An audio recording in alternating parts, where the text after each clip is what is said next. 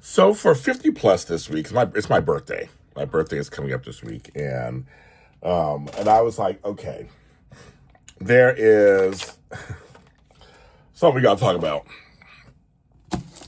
When I was a kid, I used to sell candy. We had Helen Grace's. We also had this one called World's Finest Chocolate. And I know you guys. I don't know if you guys sold candy when you were growing up, but it was like there was like you had to sell, like, you get 10 or 20 bars per box, and you had to sell them for $1. Back then it was $1, and you would they were towards something. And it was funny. I remember once I got jumped for having some, and they were like, you have to pay that back. They're like $30 a box or whatever. Anyway, I was in a Chevron gas station, and I saw World's Finest Chocolate. I'm like, for $1. I'm like, what? I have not seen this since I was like in high school, which was 1987. I've seen Helen Grace's, but I've never seen World's Finest. So here's what they look like. This is the crispy one. This is the milk chocolate. These used to sell. We used to have one that was caramel too. This thing, if you remember, this thing is tiny right now. In the old days, it was this size, was one. Even bigger. I think it was like a little longer and bigger. It was this size, made up one. Now it's two. It is crazy how that went down. I'm like, what happened, World's Finest? Why are they like this? I don't understand. This is crazy talk. So I'm thinking of my childhood and all the years I sold candy, and I'm just like, the world has gone crazy, and it's gone crazy in candy. And no, it's not that I thought that I was smaller or the bars were bigger. The people back then, if you were doing it, you were doing it. You know how big they were. I don't know. It's funny because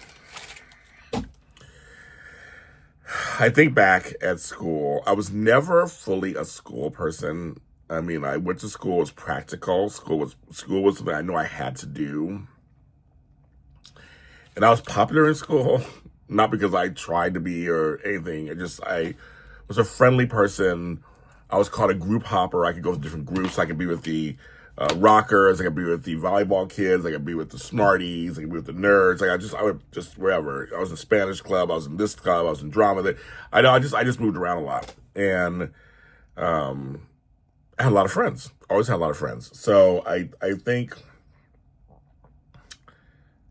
I don't know. I'm just thinking back on all that, and I there's sometimes I miss it a little bit, because life is getting harder now at this age and other stuff. And I'm just like, those carefree days of having to worry about school and worry about maybe a spelling bee championship or a soccer game coming up.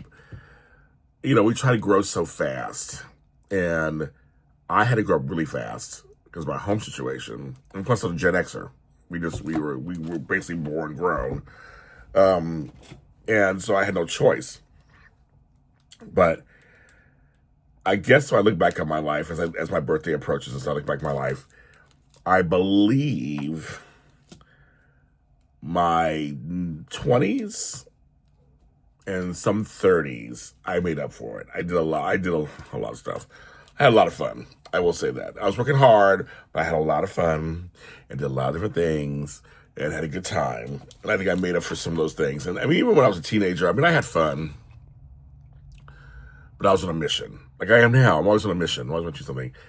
I'm just thinking back on, wow, those were the days.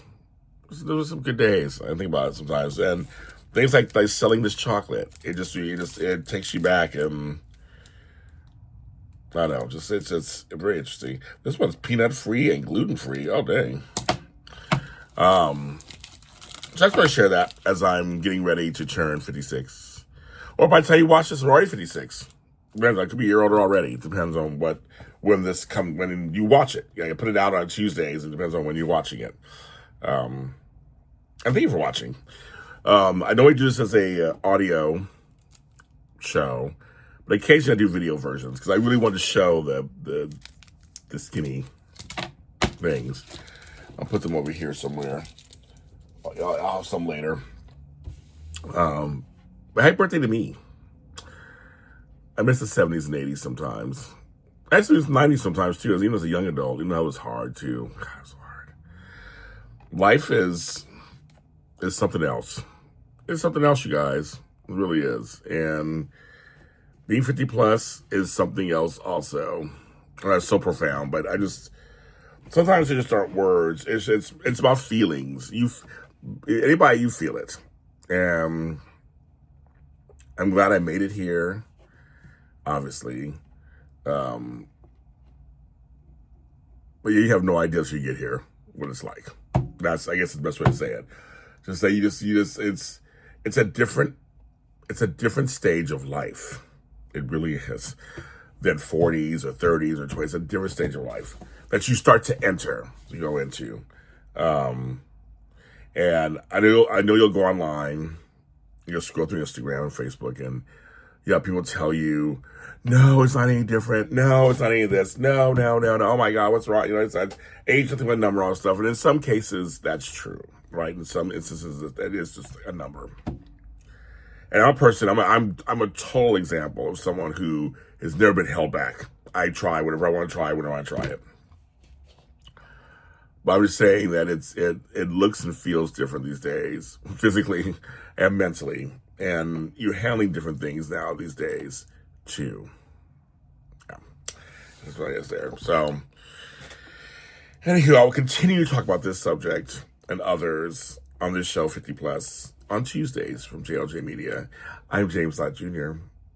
Anybody else who's 50 plus having birthdays this week or next week in May, happy birthday to you too.